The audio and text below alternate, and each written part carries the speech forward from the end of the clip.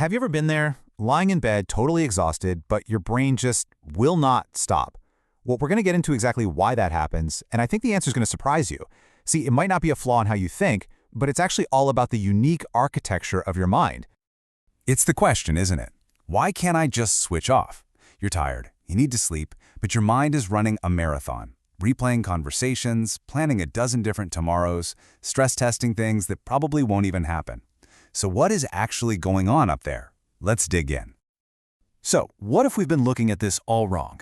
Here's a powerful new way to frame it. What if that racing mind isn't a bug, but a feature? Seriously, think of it like a super high-performance computer that's just always on, always processing, always running diagnostics.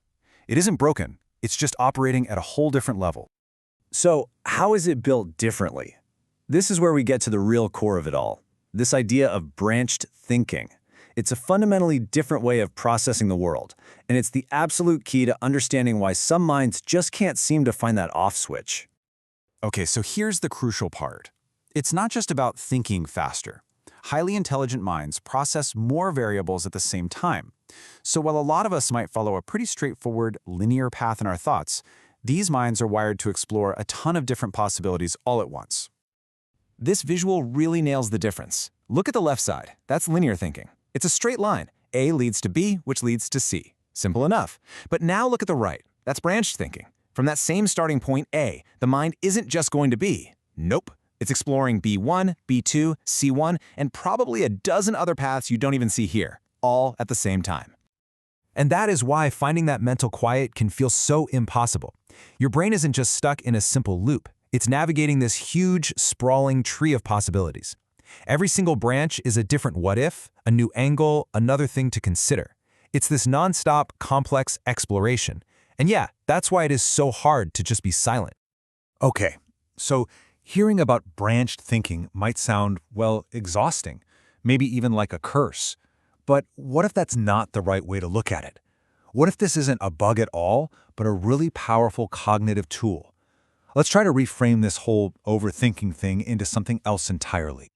And this brings us to this really cool idea called mental simulation.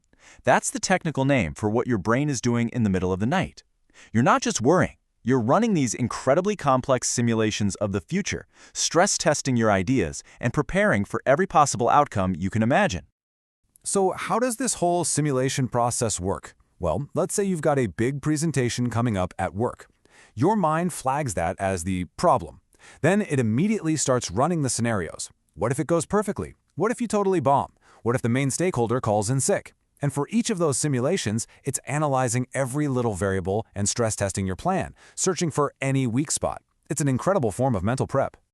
And here we are. This is probably the most important thing to take away from all of this.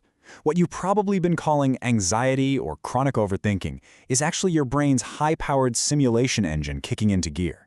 It's the very thing that helps you innovate, to see problems before they happen, and to solve complex challenges that linear thinking just can't handle. It's not a flaw. It is a feature of a seriously capable mind.